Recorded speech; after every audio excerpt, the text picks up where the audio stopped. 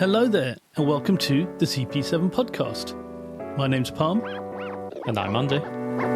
And together we are Chrono Passion 7.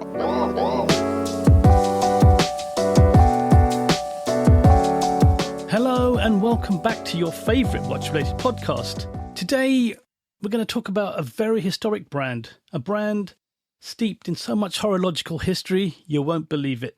A brand that gave watches to kings in a ring, gave Captain Cook his chronometer on his second voyage, and actually gave the Greenwich Observatory the most accurate watch at the time. We are going to talk about none other than Arnold Son, and we have their CEO with us today, Mr. Pascal Béchu. Welcome back to the show, Pascal.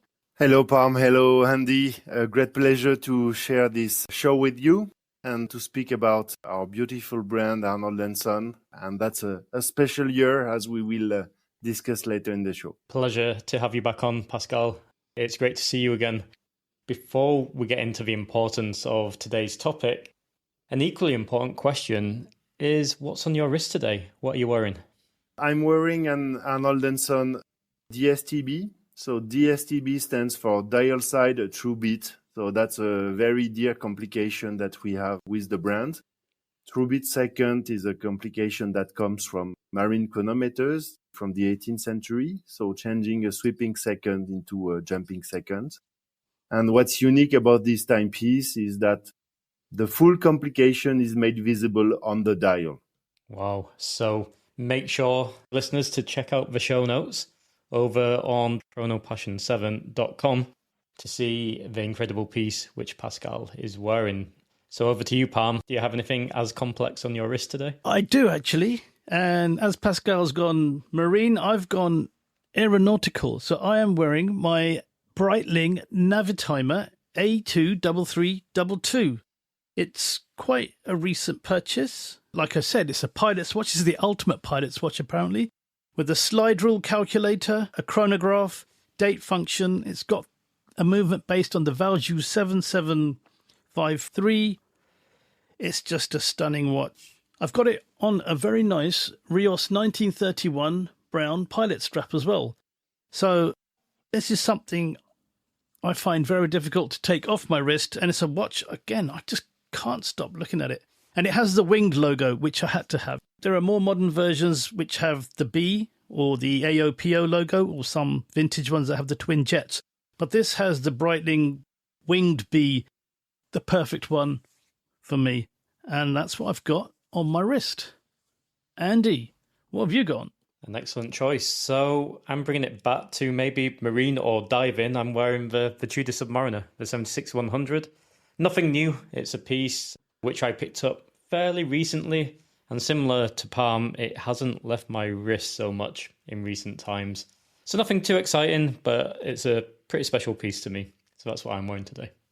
Beautiful watch, beautiful watch. Before we get into speaking to our very special guest, you may remember Pascal from episode 46 when he talked about Angelus, who he's also the CEO for. But today, like we said, it's all about Arnold Son. So Pascal, tell us why Arnold Son? What is it about that particular brand, which is steeped in so much history, that really stood out to you? And let Andy and I and our listeners know all about it. So Arnold Son, the name comes from John Arnold. John Arnold was the founder of the brand, a very prominent watchmaker of the 18th century. And the quest of John Arnold has been to really improve the accuracy and reliability of timepieces of his time. And we will see later in the discussion, I assume, that timepieces back in the 18th century were not only to tell time, they were also instruments, and they were vital for countries, for navigation, for trade, for exploration. And that has been really the quest of John Arnold. And then Arnold Son, because also following John Arnold, John Roger Arnold has been taking over the company of his father to perpetuate the work of his father with extremely precise marine chronometers and timekeepers. Quite a history there, and I'm sure Pascal's going to go through a bit of it with us. Is there anything you want to let us know about the ring watch, the ring he awarded to King George III, and the marine chronometer that Captain James Cook took on his second voyage. There's such a vast history of, even like the Royal Observatory, like I mentioned earlier. Is there anything you want to just touch on regarding that type of history? The ring you're referring to is an extremely important date for Arnold Son and for John Arnold, because it refers to the date that we consider as the founding date for the brand. June the 4th, 1764, so more than 260 years ago, John Arnold, on the anniversary of King George III, offered the king the smallest repeater watch ever known, mounted on a ring. And the king was so pleased with this outstanding timepiece that he made lots of publicity around this timepiece, around the work of John Arnold, and John Arnold became extremely famous and started to have some orders from rich aristocrats coming from not only England, but really all over Europe to get the most precise timepiece you could get at this time. So that's the founding date of the brand. We started last year celebrating the 260 years legacy of John Arnold. And the whole idea really has been to explain the key influence of John Arnold in 18th century watchmaking, and especially the key achievement that he brought. You can, of course, think about how much John Arnold has been important for the development of being able to determine the longitude. You have to keep in mind that before the 18th century, you could determine your latitude when navigating at sea thanks to the stars, but there were no means to determine really precisely your longitude. The first watchmaker has been Harrison with his H1 to come with an instrument that could determine the longitude so ships would not get lost anymore. And John Arnold in 1770, a few years after, is coming with a miniaturized version, much more compact, much more accurate, simplification of the movement, so it made it far less fragile, and also much easier to replicate, which was a key element to have it widely used on ships. Either you speak about the Royal Navy, either you speak about trade ships, but also, commercial ships, also famous explorers like James Cook, who took just 2 years after chronometer number 3 on his second voyage to the Pacific. That's really some very important dates. Another date also we should keep in mind is in 1779, after 13 months of trials at the Royal Observatory, Greenwich, a timepiece of John Arnold's making, the Arnold number 36, is praised as the most accurate timepiece ever made. And from that day, John Arnold will use the name chronometer for an extremely precise timepiece. And that's a word that we can still find nowadays. Handy on your timepiece, you have this chronometer certified mention on the dial. Actually, it's coming from there. Oh, so it came from Arnold Son. Chronometer actually was created by Arnold Son. That accuracy, that name. Yeah, to denote a supremely accurate timepiece. Yes, it's coming from there. And in fact, it's all those elements, all this influence that we wanted to capture on the new collection that we launched last year for the beginning of the celebration of the 260th anniversary. And with the launch of this new collection that we called Longitude, which is obvious after what we discussed. Exactly. And this timepiece is a sports timepiece, fully made in titanium, 100-meter water resistant with a screw-in crown, with an integrated bracelet. But we wanted an integrated bracelet that can be also quite playful, because you can either adjust a titanium bracelet or a rubber strap. And the whole identity of the timepiece, the whole design of the timepiece has been inspired from this legacy of John Arnold. The dial is inspired from the early timekeepers of John Arnold, putting together the information of the hour, the minute, the very large display of the small second, and the power reserve at 12 o'clock. So John Arnold has been the one creating this design for what are at this time the modern marine timekeepers. The shape of the case of the timepiece is inspired from the modern lines and modern shapes of a boat. So definitely with a marine DNA, which is really very much connected to this collection. Yeah. And obviously, the new movement that we developed is a certified chronometer, also paying tribute to this Arnold number 36 from 1779. That was the first timepiece using this term chronometer for a supremely precise timepiece. So that's all what we wanted to put together around this new collection that we introduced at Watches and Wonders last year to start the celebration of the 260th anniversary. And what's interesting with this piece is that Arnold Son is very well known for its very classic, elegant designs. And with this collection, we are capturing a new clientele. We saw over the last 12 months that this collection helped us really to attract new customers to the brand that hopefully will also afterwards discover the whole universe of the brand, the whole portfolio of calibers and timepieces that we have. That was, I would say, the first chapter of the celebrations around the 260th anniversary. Yeah, wow, that's quite something to say. So I just want to reiterate to check out these amazing watches we're going to talk about. Arnold & Son makes some beautiful, highly complicated watches. Definitely check out the show notes at www.chronopassion7.com. And what we're going to talk about a bit later on, which could be a bit of a reveal for this year as well for Arnold & Son, will definitely be on those show notes too. So open up a browser and jump to our website and check out these absolutely stunning pieces. Absolutely. It's a must-see, I would say. Pascal, we've touched on an awful lot of history, and it still feels like we're only just scraping the surface of how deep the history goes with John Arnold.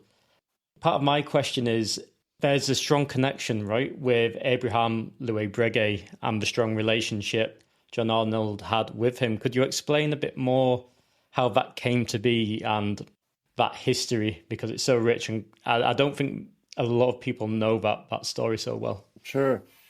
So, also back in the 18th century, watchmaking was a lot about collaboration between watchmakers. They were exchanging their research, their developments, because the topic was really to improve their arts. John Arnold and Mr. Breguet met. The history book says it's been an introduction of the Duke of Orleans, who was passionate about watchmaking and who introduced John Arnold to Mr. Breguet. Instantly, there's been a very strong friendship between the two watchmakers. So close that Mr. Breguet visited many times John Arnold in London, sharing their arts, sharing their knowledge and developments, especially on new escapements. And even a few years after, John Arnold has been training in London the son of Mr. Breguet, and Mr. Breguet has been training the son of John Arnold, John Roger Arnold, in Paris, in his workshop. So it shows really the great connection and friendship between the two watchmakers that are really considered as some of the greatest watchmakers of all time. And that's something we wanted to celebrate on the closing of this 260 years legacy of John Arnold with a very special timepiece that is inspired, in fact, from an iconic movement from John Arnold. Sometime after John Arnold and Mr. Breguet met, John Arnold offered to Mr. Breguet a pocket watch of his making, which was the Arnold number 11, so one of his early works, to share his art and knowledge with Mr. Breguet. And after the death of John Arnold, Mr. Breguet wanted to pay tribute to their friendship and their collaboration by modifying this pocket watch movement and incorporate into the movement his first ever tourbillon. And that's an evidence because Mr. Breguet even added a plate written in French that is stipulating that this pocket watch is the first tourbillon from Breguet, united to one of the early works of Arnold. And he offered back the piece to the son of John Arnold, paying tribute to the friendship and the genius of John Arnold. And that's something we wanted to celebrate, the friendship, two great watchmakers, and also this outstanding caliber, which is displayed at the British Museum. So that's really a milestone in the history of watchmaking. So we will be releasing at Watches and Wonders a limited edition of 11 pieces in yellow gold of a constant force tourbillon. So constant force, because that's also a mechanism that was developed for the early marine chronometers. So it's a mechanism that allows to provide the energy of the barrel to the movement in a constant way, with a system that also integrates true bit second to the mechanism. So you have the second hand that is not sweeping, but jumping second by second, and providing energy in a constant way to the tourbillon, which is visible at the back. And the whole architecture of this new movement that we developed is directly inspired from this modified Arnold number 11 with the first Abraham Louis Breguet tourbillon incorporated in the movement. Yeah. So that will be the main highlight of the show. We, of course, have outstanding craftsmanship on this piece, beyond the historical aspect and beyond the uniqueness of this movement. The level of hand craftsmanship that you have on the movement with hand finishing, hand engraving on the movement is really the best one could do. On the dial side, you have an enamel grand feu dial on a gold base. Sub-dial is with white opal stone, which is curved and polished by hand. So, and you know that opal stone is something that is a natural stone coming from Australia, chosen for its very pure white color, so matching very nicely with the enamel. That's an identity that we have also on many of the pieces of our current collection. Also for our sub-dials, we use a lot white opal. That's a collector's piece. It's a tribute to two great watchmakers, to an historical timepiece, which is a milestone in watchmaking history, and also a tribute to beautiful watchmaking with the level of craftsmanship that has been incorporated on this timepiece. Yeah, it's an absolutely incredible piece. And again, we don't need to keep saying the website, but make sure to check out the images to see the incredible level of detail. One detail which I noticed, Pascal, when you were showing us the piece, I believe it has like a frosted finish into the movement on the back. And I believe that's traditionally like a British watchmaking finishing. Is that in there as a tribute to what the watchmaking would have been like on, if Arnold was here today, right? If he was doing the finishing, John Arnold, is that like a bit of a tribute to British watchmaking there? Yes, we really wanted to be very faithful to the original movement and the original timepiece. So in terms of colors, in terms of finishing, in terms of decoration, even in terms of hand engraving that we applied on the dial, it's really a tribute to the original timepiece. Yeah, the global finishing of the movement is really, really amazing. So it's quite interesting when you put next to the back of the timepiece and the original caliber from John Arnold from 1775, if I remember well, which has been then modified by Abraham Louis Breguet in 1808 to incorporate his first ever tourbillon. Yeah, an incredible piece and a fantastic tribute, I would say. One question which still itches me, just going back to the original piece with the tourbillon. Mm-hmm. Maybe it's just rumoured, but is it true that John Arnold was also helping Abraham Breguet develop the tourbillon, or is that more of a rumour? Is it some truth behind that? Or did John Arnold have some involvement in the tourbillon? Or is it a myth? No, there's some writings that says that both watchmakers have been working together on developing new escapements. The idea of rotating cage that would average the gravity. This work and concept has been already thought by John Arnold, probably in his discussion with Mr. Breguet. The fact is that the tourbillon has been finalized and made working by Mr. Breguet, that he patented this tourbillon in 1701. But the fact that he incorporated this tourbillon in this historical pocket watch from John Arnold is also probably showing a tribute to their collaboration, and at some point to the fact that maybe John Arnold has been instrumental also in this outstanding achievement. Yeah, I think that answers the rumours somewhat. Because when you're searching online, there's various different stories. So it's quite fascinating to hear it from yourself. So thank you for that. So, we published a book on John Arnold for the 260th anniversary last year at Watches and Wonders. And I think the journalist, who's also a watchmaker, who's also an historian, who's also a sailor, who worked with us on this book, made lots of research. And I think is answering very well this question. I think there's a couple of indices that says that there's been some collaboration on the topic. In no way we will be claiming for this innovation, which is the full ownership of Abraham Louis Breguet. That's what I was saying at the beginning of the conversation as well. Watchmaking, also back in the 18th century, has been a lot about collaboration between great watchmakers. It's fascinating to see that it's still something that happens nowadays, with collaboration that you can find between brands and co-creation between watchmakers. Absolutely. No, couldn't agree more. So I'll hand it back over to Pam, because I'm sure he's got some burning questions as well. Yeah, that's quite incredible. So this watch will be released at Watches and Wonders this year? Yes, it's planned to be released just a few days before Watches and Wonders.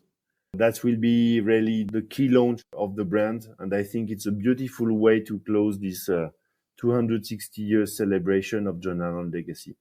Yeah, it surely is. And it's nice to give us an exclusive on its release. So thank you for that, Pascal. So if anyone is going to Watches and Wonders on the public days or the press days, check out Arnold & Son.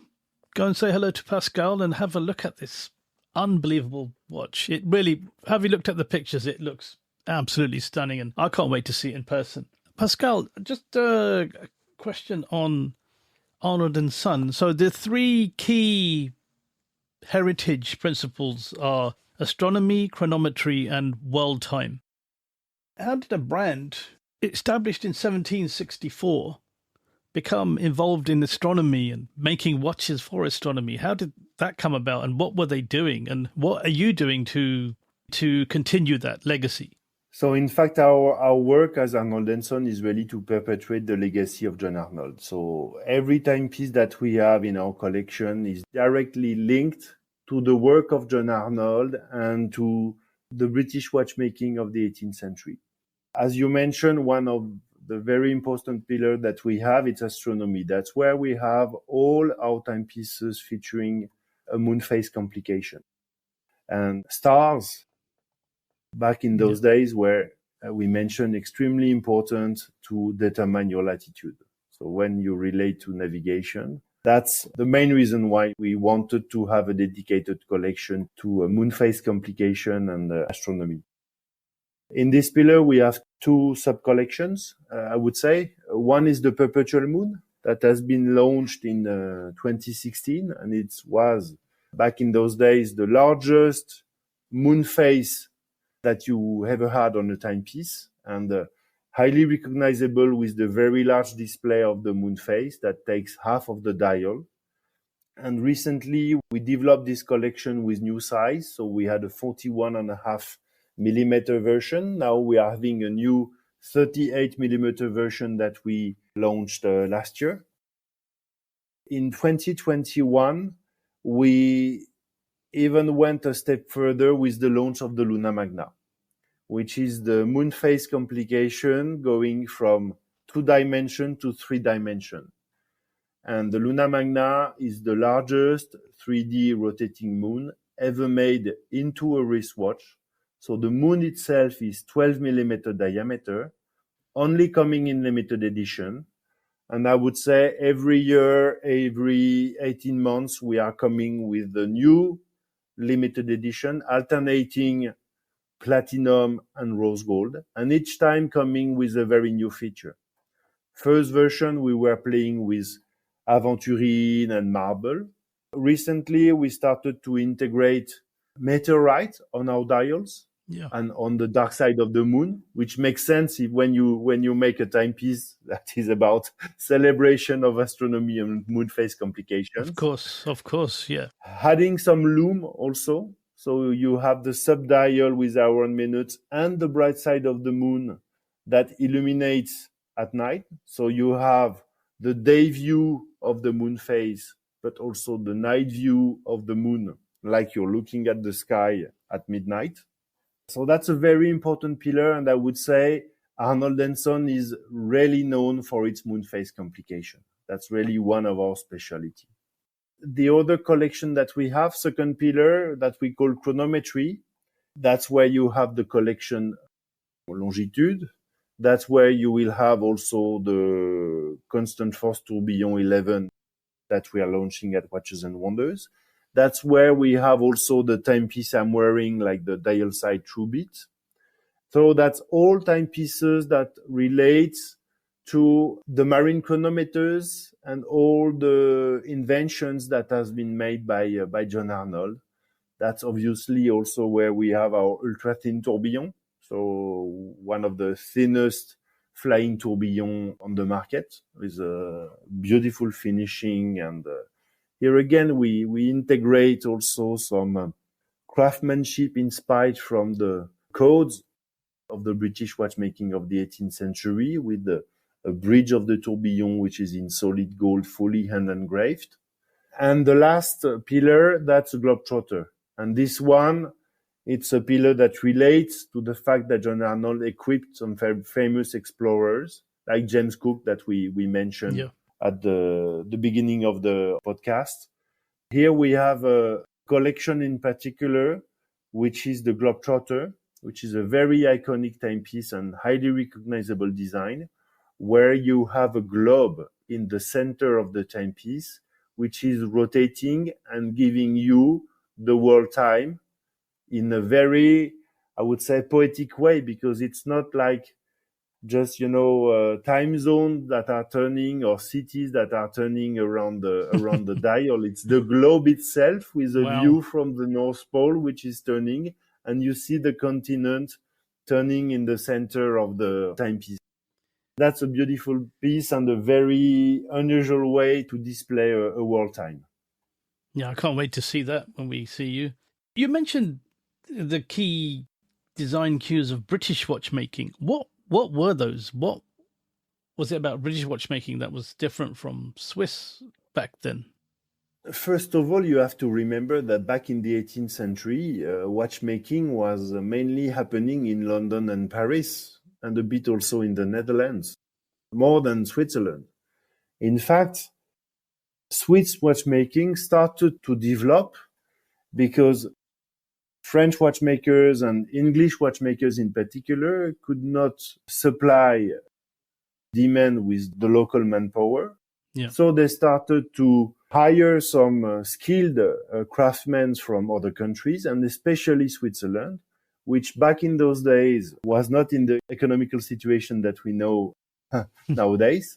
The cost of labor was extremely low, but they were very skilled. And, many of the people in the mountain during winter with the snow could not spend their time taking care of the farm and the animals. So they developed like a secondary job, which was in fact to replicate and to learn from English watchmaking the craftsmanship of time instruments. And after some years, the skills and the knowledge of Swiss craftsmen became more and more important. And we saw gradually over time the watchmaking industry moving from London to Paris to Geneva and the Jura Mountains, actually.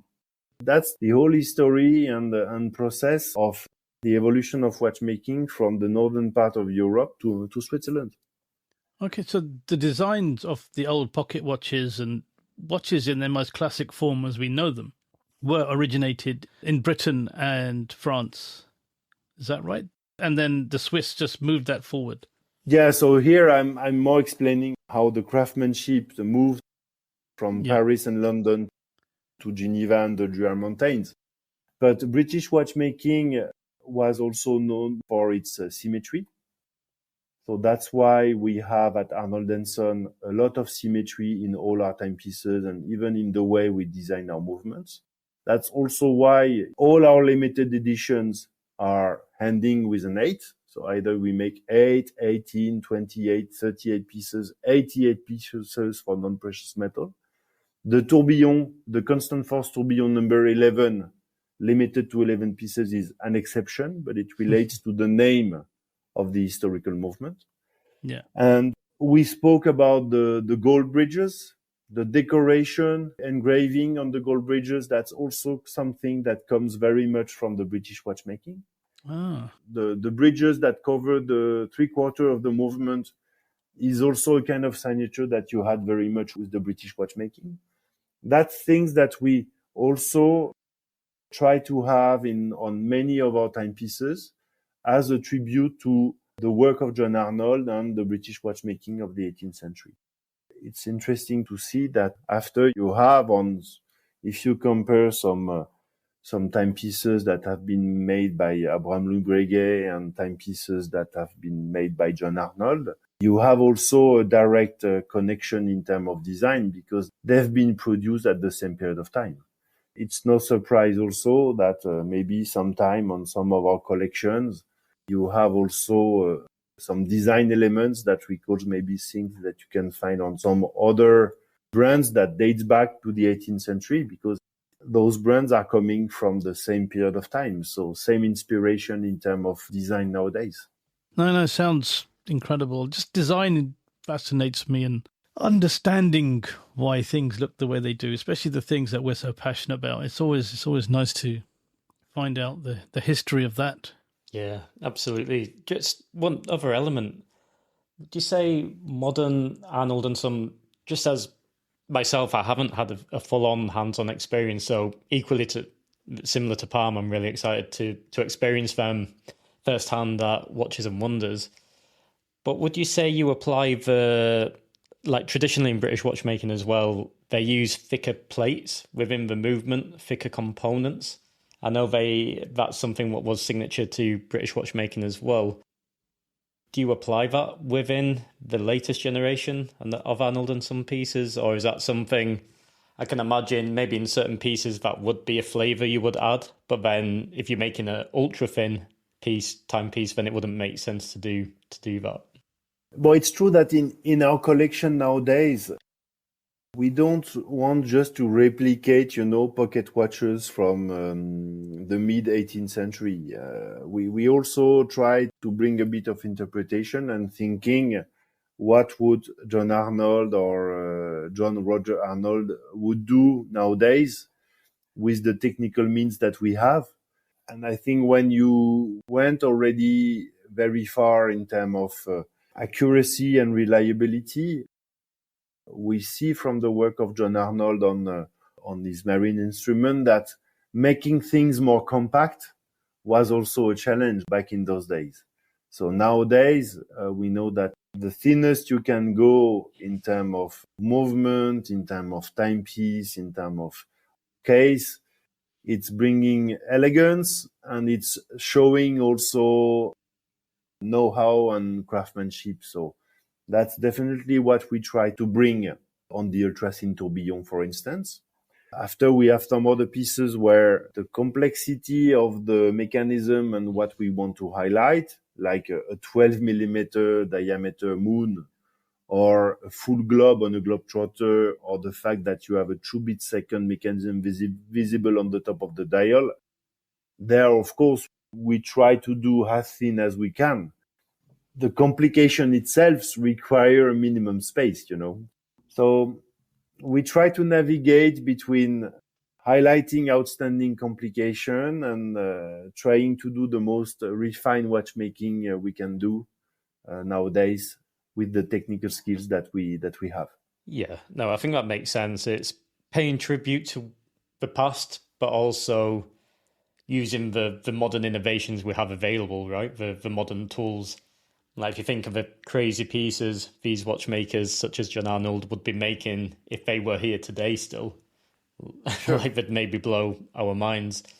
I think that leads nicely to my next question, which would be, I believe we asked a similar question when we were speaking Angelus, and this is more the philosophy for Arnold and Son looking to the future. And what can we maybe expect to see moving forward with designs? And is there technical advancements which you maybe you can't share too much, but you're striving for? Like, where do you see the brand moving? Now you've hit such a big milestone as well. What's next within the development of the brand? Well, I think we spoke a lot about movements and innovation around our calibers. I think what is very much appreciated by collectors and watch aficionados also is the fact that we are not only providing technical timepiece, we are providing a beautiful timepiece. So we are also spending lots of time and putting lots of energy and putting lots of value on using special materials, special stones, being innovative, not only on the watch movement, but also on the material that we're using. Just a few days ago, to give you an example, we released a timepiece, which is the first timepiece that has a dial made out of amber. Actually, that's the second piece because the first one was a unique piece with a double tourbillon that we launched last year. But now we launched a limited edition of 38 pieces in steel with a beautiful dial made of amber. Amber has never been used before for a dial on a timepiece. So it was a lot of research. It was very complicated to be able to first found the relevant material and the highest quality and grade of amber, cut it and play with it in a way that we can apply it on the dial. So that's an example of innovation you can bring also into watchmaking nowadays. It's not only about the movement, but obviously we'll keep developing new calibers. I think what we achieve with this constant force tourbillon, with a couple of other pieces from the collection that has highly recognizable movement, we will be moving forward to still pay tribute with new calibers to the heritage of John Arnold. In the watch industry, you have to think not just few months or 1 year in advance. A new movement, it takes years to make it happen. So we have a couple of projects that we expect to launch in the coming years around beautiful complication that are always very much impactful on the wrist, on the dial, and that pays tribute to the legacy of John Arnold. Yeah, no, it's brilliant. And I think you touched a really good point because it's easy to jump to the conclusion as well when you say technical advancements that maybe it's referring to the movement, but it's also working with materials as well. So working with a different stone or crystal or case material, different metals. It's working with materials which maybe a few years ago even we didn't have the machinery to really have the precision to cut it the way we needed it, right? To install in a timepiece. So it's amazing as well in that much of a respect that we're developing and pushing the boundaries with the beauty and aesthetics of watches, not just the complications. So yeah, I think that's really nice. Yeah, I'm excited to see what's next though, always, but equally excited to see all of the amazing pieces from Arnold and Son at Watches and Wonders as well. We have a very exclusive production of less than 1,000 pieces. So it's you see many of the timepieces of our collections are limited edition of 8, 18, 28, 38 pieces. And this allows us, to come with, as you mentioned, special stone, special material, crafted in a very unique way, worked in a totally new way. And that's something you can achieve when you have a small production with very exclusive product, because that's definitely not something you can manufacture on a very large scale. We were talking about enamel grand feu from the constant force tourbillon.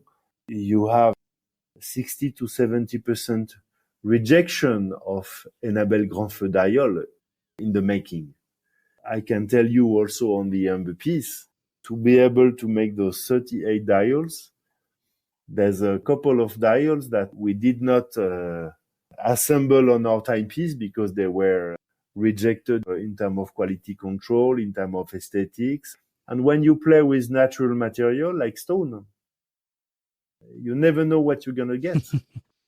So it's when you open the stone, when you're cutting, when you're drilling to catch what you expect is going to be the best vein, the best part of this natural stone.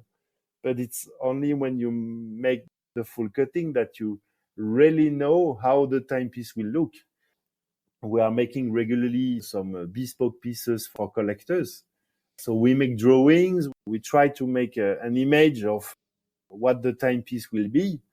We try even to have the client involved in the choosing of the stone, but you never know exactly how will be the dial because with a natural stone, every timepiece is unique by definition. I've got a question on that, on the Grand Feu enamel. Yeah. You say it's Australian enamel, is that right? On the dial, you have two elements. You have the base of the dial, which is a gold base, and you have Grand Feu enamel on top. And then the sub-dial, it's white opal. So it's the opal stone. And that's the opal stone that is coming from Australia. So it's a specific opal that has this very white color without any veins, without any impurity.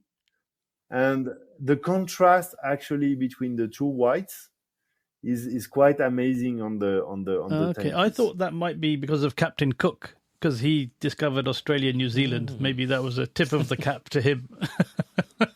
Is there anything behind that? Yes, maybe.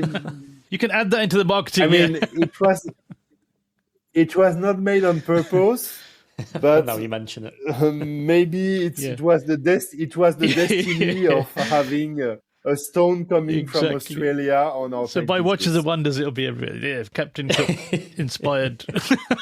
You heard it here first. Just another thing I want to touch on your designs. And John Arnold was ahead of his time, obviously, when he was making watches. And now the brand that, as it is today, it's got a very classic look, the watches that you make. But if you look at the Luna Magna and the ultra-thin Tourbillon, they remind me a lot of an MB&F Legacy machine, which is a very modern watch.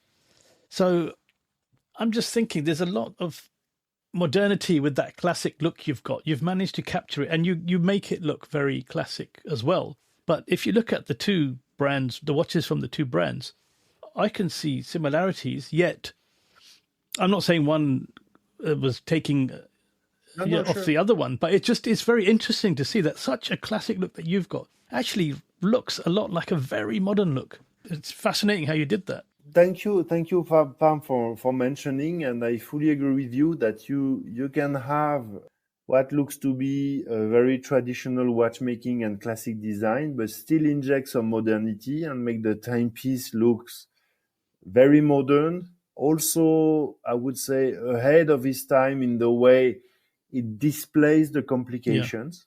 Yeah. I think another timepiece also that I encourage you to browse is our double tourbillon. Yeah. Here probably you will say even more that design. Yes, this design comparison, and I take this design comparison with great pleasure because MB&F is an extremely respected watch brand with extremely talented teams. Yeah, maybe the inspiration of modern design elements of our timepieces came from actually specific details of historical watchmaking. Yeah, it's really interesting. That's reinterpreting some, I would not say technical features, but design elements of the traditional watchmaking, of historical watchmaking in a modern way, and highlight it in a timepiece, that this functional element becomes a design element, in fact, on the timepiece. And it's true that how British watchmaking was playing with bridges, and I think you see it also very well on the Constant Force Tourbillon 11. It's probably a design element that we have in common, and maybe this inspired also MB&F in their creations. Interesting. So how everything blends into one. That's a moment where you I was just thinking about it and I thought, that looks, it's so different yet so similar. It's unbelievable. One more time to plug the website.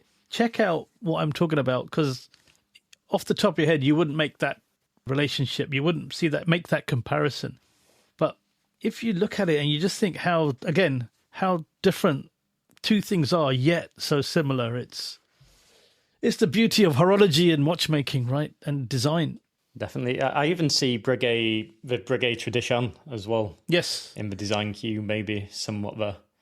And all three probably married together somewhere down the line where each brand's been inspired. Not never copying, but it's just how the marriage between the form and function goes, right? Yeah. Through watchmaking. Yeah, and the reason is not that you have one brand copying the other. It's just that brands have a common DNA, which is this 18th century watchmaking. And the fact that you have very specific shapes of bridges that are highlighted as design elements, functional design elements on the movements, that creates the connection. That's what you said, Pam. I think it's all coming as a whole. The pieces come together, and suddenly form.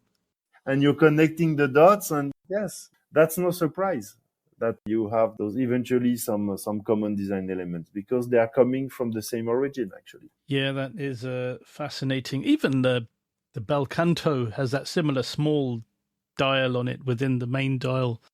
Mm-hmm. So it's a very classic look. There's a very distinct elegance to the Christopher Ward bel canto as well. And with it being a chiming watch as well, it's obviously mimicking old world looks and technology. But yes, it's the perfect marriage of modernity and history, I would say. You could not say better. Right. I think that's all we have time for today. We could talk again, Pascal, forever, and we will come and see you at Watches and Wonders. We have an appointment with Arnold Son and Angelus. But for today on the show, I think we're going to have to call it a night. Really, I will be extremely happy to continue and pursue the conversation during our meeting at Watches and Wonders. And that will be the perfect moment to do it with the timepieces in our hands, actually. I think so, yes. We can bring the microphone as well, and we can actually do a live viewing. That would be really cool, actually, in our Watches and Wonders show. Would love to. Be a pleasure. It'd be great. Honestly, when it always feels when it's getting towards the end of the show, you just have so many more questions open up and you want to keep going. But I don't know if our listeners can keep listening for many hours. So I'm really looking forward to going into more depth at Watches and Wonders and capturing more for our audience as well, our initial first reactions as well, seeing these pieces. But unfortunately, that is time for me to sign off. And please make sure to check the website to see all of the incredible historical pieces, the modern pieces, the latest releases, the limited release as well, in tribute to Abraham Breguet and John Arnold for the 260th. I think it's incredible. And go to Chrono Passion 7, as in the number 7.com, to get the best audio-visual experience there.